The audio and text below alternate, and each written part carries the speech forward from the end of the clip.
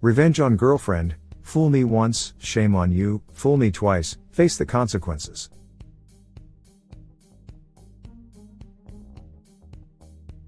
I met Jane after amicably ending a long-term relationship. I didn't think I'd want to date again, but Jane and I really clicked, and it was such a nice escape. We hung out as friends before moving on to dating, and within 6 months we had moved in together. I had long since gotten over my ex, and Jane and I were doing great and regularly talking about the future. I was fairly socially awkward, and only had a few good friends before meeting her, whereas she had a large circle of acquaintances, and friends she introduced me to who became good friends of mine as well. About a year into our relationship, Jane informs me that she had a one-night stand with someone she had met at the bar, begs for forgiveness, says she's so sorry that she wasn't used to alcohol, all the usual excuses, me not wanting to lose this relationship too, and having invested so much time thinking about my future with this girl, believes her. It wasn't easy, and I ended up in therapy for my anxiety, but we worked through it after a lot of talks and crying and long nights, gradually rebuilding trust after she reassured me regularly that I was the one for her, and she was still committed to our relationship. I confided in a few close mutual friends, who kept it to themselves. Everything seemed back on track, and I thought we healed. Another year passes when I notice Jane seems off. She's gone more often, more secretive of her phone. I'll wake up to find her on the computer instead of in bed. Red flags flying. One weekend she tells me she's going to her mother's to help her with spring cleaning. I don't really get along with or speak to her mother. Her mother is an incredibly religious woman who was already upset with Jane for living with me before marriage and a few other personal decisions on her end, and feels as if she has control over her life due to financially supporting her, which is why I assume she figured it'd be a safe bet I wouldn't talk to her mom. A few hours after she left, I called her a few times and it went right to voicemail, meaning her phone was off, so I called her mother knowing she wouldn't answer me, and left a voicemail asking if Jane had made it to her house safely. It had been hours and I hadn't heard from her. Few minutes pass and she calls me back, tells me that she called Jane and couldn't get an answer, as I knew she wouldn't, started asking when she left, etc. I told her she left that morning to help her with spring cleaning. This was news to her mother, who never spoke to her about that. Her worrying about Jane had her talking. I sit there thinking about what I'll tell Jane when she speaks to her mom and has time to think of an excuse. She gets home later that night and seems totally nonchalant. Turns out her phone is still off, so she hasn't even gotten the calls from me or her mom yet. Perfect. I ask her how her day went. She tells me how much she hates dusting. There was so much on the top of the cabinets, and how they had to carry stuff down to the basement. An elevator would have been nice, all that good stuff. I then decide to let her know I was aware she hadn't been to her mom's.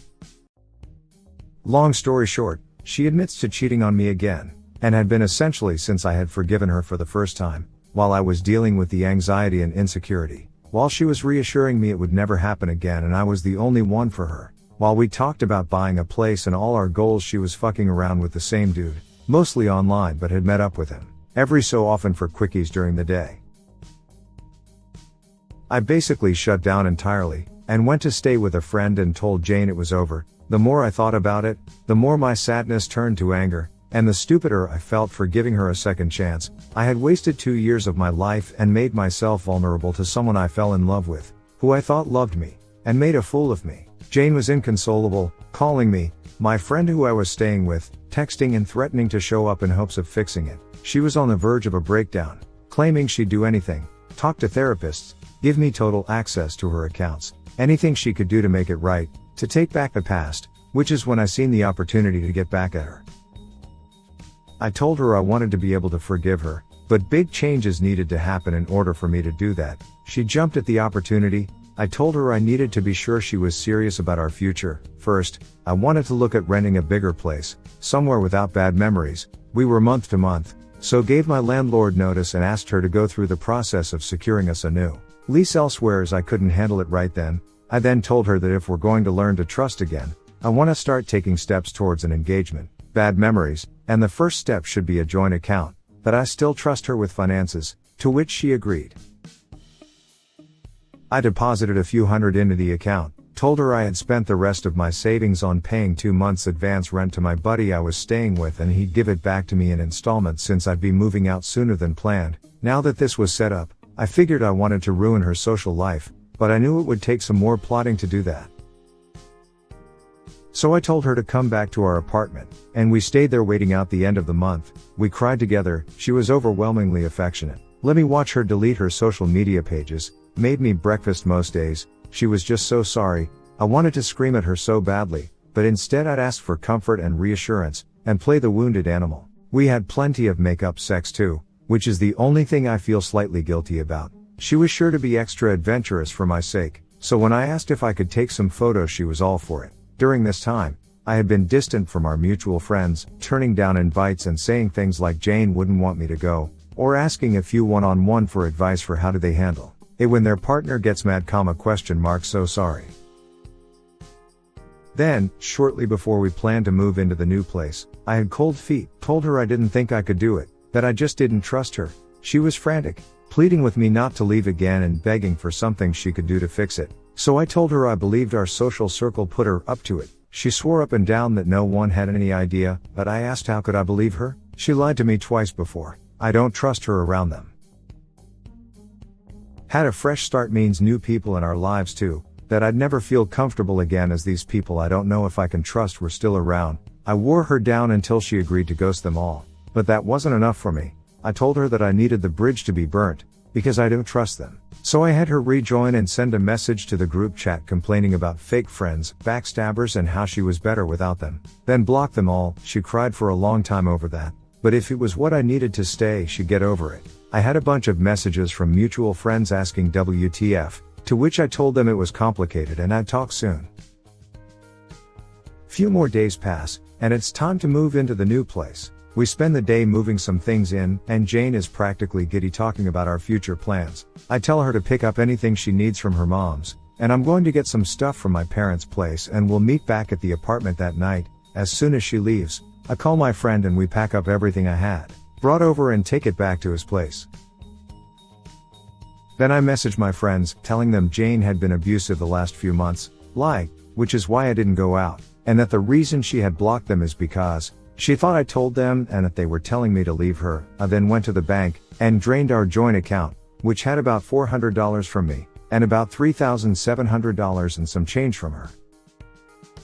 Then I sent an email to Jane's mother claiming to be an angry ex who had access to my phone, including all those sexy time photos I took with Jane. Just thought you should know what your whore daughter and that piece of shit get up to. And lastly, I had my friend hit me in the eye twice, swelling it up. Then blocked Jane and asked two of our mutual friends to meet up with me.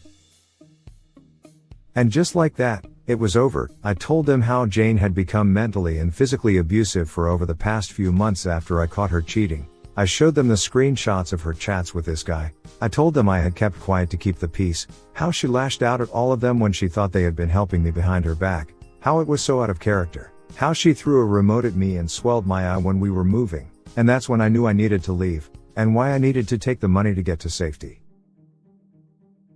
Jane showed up to my friend's house looking for me, while he told her I had moved and would call the cops if she showed up again while I hid upstairs. Heard how she frantically tried to find me to figure out what was happening and reached out to our mutual friends to make amends and tell them it was all my idea, only to discover the ones I had been talking to, and subtly alluding to being abused for weeks, as well as the ones who remembered me, coming to them after the first time she cheated. And the ones who had seen my eye, had passed along the information to her entire social circle, and she was met with threats, insults and being ghosted by everyone she knew. How she told the last mutual friend she spoke to before he ghosted her that her mother had said she'd pray for her, and cut her off financially for living an unhealthy lifestyle until she can smarten up after seeing the photos, which she can't prove I've ever sent as her mother certainly wouldn't have kept them, and that she's severely depressed. She's trapped in a 6-month lease with zero money, no friends to rely on, and no one to help her stay afloat aside from maybe her former fling should she run to him. I'll be using her money to cover rent on a new apartment for myself, and bought my friend a nice gift for being my accomplice in this. I plan to stay in therapy, both to get over this and to work through my feelings and how low I stoop to get revenge, as I don't want to carry this negativity with me in the future. After that, I plan to relearn how to be single and enjoy life on my own, with the friends I inherited to keep me company. Thank you for watching the video. Please like, share and subscribe my channel for more such stories.